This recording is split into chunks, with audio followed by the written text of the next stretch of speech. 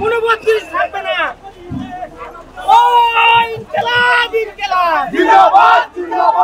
দর্শক, আমরা যতটুকু জানতে পেরেছি ধানমন্ডি 32 নাম্বার ভেঙে দেওয়ার জন্য বুলডোজার নেওয়া হয়েছে এবং রাস্তায় কিন্তু আমরা সেটি কিন্তু দেখতে পাচ্ছি। সাধারণ মানুষ কিন্তু এই 32 নাম্বারের দিকে অগ্রসর হচ্ছিল এবং সেই সময়ই কিন্তু পরপর দুটি সাউন্ড গ্রেনেড বিস্ফোরণ হয়। আসলে এই সাউন্ড গ্রেনেডটি আসলে কে মেরেছে এখনও কিন্তু বোঝা যাচ্ছে না। আপনাদের দেখানোর চেষ্টা করছি, এই রাস্তাটি কিন্তু একটু আগেও স্বাভাবিকভাবেই যান চলাচল করছিল, কিন্তু অতর্কিতভাবে পরপর দুটি সাউন্ড গ্রেনেড নিক্ষেপ করা হয়।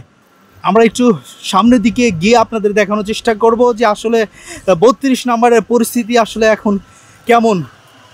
আমরা রাস্তায় কিন্তু একটি বুলডোজার দেখতে পাচ্ছি, যে সেই বুলডোজার ট্রাকে করে কিন্তু আনা হচ্ছে, সেটি আপনাদের দেখানোর চেষ্টা করব। দর্শক, সঙ্গেই থাকবেন। আমরা আরেকটু সামনের দিকে গিয়ে দেখানোর চেষ্টা করব যে একটি ট্রাকে কিন্তু বুলডোজার নিয়ে আসা হয়েছে ধানমন্ডি 32 নাম্বার ভেঙে দেওয়ার জন্য।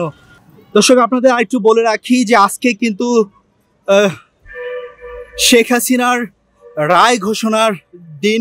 সে রায়কে কেন্দ্র করে কিন্তু আওয়ামী লীগ শাটডাউন ঘোষণা করেছে এবং সেই পরিস্থিতি কিন্তু আপনাদের দেখানোর চেষ্টা করছি। ধানমন্ডি 32 নাম্বারের বর্তমান পরিস্থিতি আসলে কেমন সেটি আপনাদের দেখানোর চেষ্টা করব। দর্শক, আপনারা দেখছেন যে এটি বুলডোজার কিন্তু নিয়ে আসা হয়েছে 32 নাম্বার গুড়িয়ে দেওয়ার জন্য। এটি ট্রাকে করে কিন্তু বুলডোজার নিয়ে আসা হয়েছে, অর্থাৎ এই বুলডোজারটি কিন্তু আনা হয়েছে ধানমন্ডি 32 নাম্বারের যে বাসভবন, এই বুলডোজারটা আপনারা দেখতে পাচ্ছেন এবং আমার সামনে কিন্তু 32 নাম্বারের সেই বাসভবন, ওখানে কিন্তু উৎসব জনতা ভিড় করছেন এবং বুলডোজারটি এখানেই রাখা হয়েছে। দর্শক, আপনারা দেখতে পাচ্ছেন যে শেখ হাসিনা রায়কে কেন্দ্র করে কিন্তু যে উত্তপ্ত সেটির পরিস্থিতি কিন্তু আপনাদের দেখানোর চেষ্টা করছি। আওয়ামী লীগ কিন্তু ইতিমধ্যে শাটডাউন ঘোষণা করেছে। আমরা সারাদিন ঢাকা শহরের রাস্তায় দেখেছি যে স্বাভাবিক এবং অন্যান্য দিনের চেয়ে কিছুটা কিন্তু যান চলাচল দেখতে পাচ্ছি এবং আজকে রায়কে কেন্দ্র করে ধানমন্ডি 32 নাম্বার গুড়িয়ে দেওয়ার কিন্তু ঘোষণা দিয়েছে, সেটির চিত্র আপনাদের দেখানোর চেষ্টা করছি। আসলে 32 নাম্বারের সামনের পরিস্থিতি কি সেটি আপনাদের দেখাবো। দর্শক, এই যে এখানে কিন্তু সেই সাউন্ড গ্রেনেডটি নিক্ষেপ করা হয়েছে তার চিত্র কিন্তু এখানে দেখা যাচ্ছে।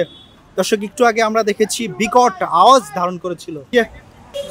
আসলে এখানে কি হয়েছিল আমি আরেকটু জানতে চাই। এখানে আসছিলাম শান্তিভাবে একটা আন্দোলনের প্রতিক্রিয়া জানার জন্য।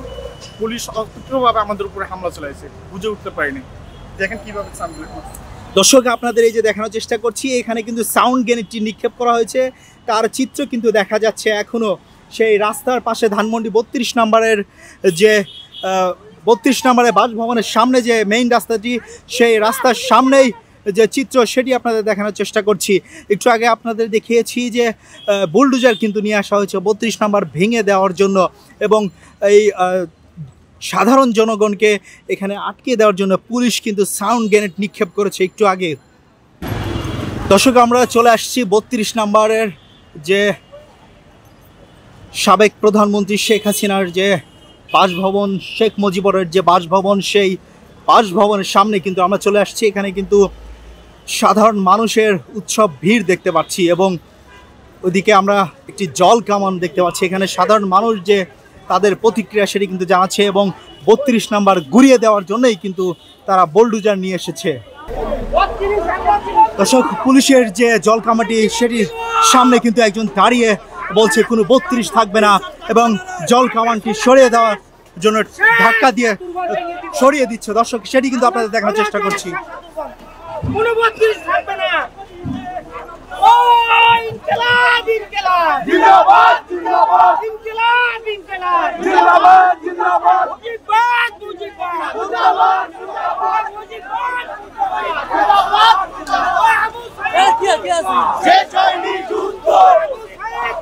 দর্শক, পুলিশ যে জল কামানটি নিয়ে এসেছিল সেটি কিন্তু পিছিয়ে হটিয়ে যাচ্ছে, সাধারণ মানুষ কিন্তু ধাক্কা দিয়ে পিছনে দিকে হটিয়ে দিচ্ছে।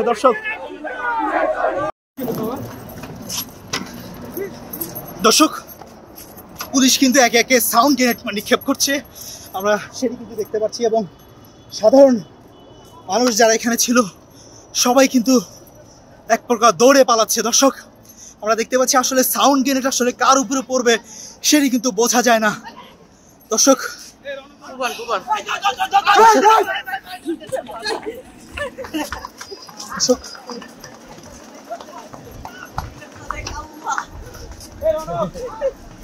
আসলে পুলিশ কিন্তু অতর্কিতভাবে তাদের যে সাউন্ড গ্রেনেড সেটি কিন্তু নিক্ষেপ করছে।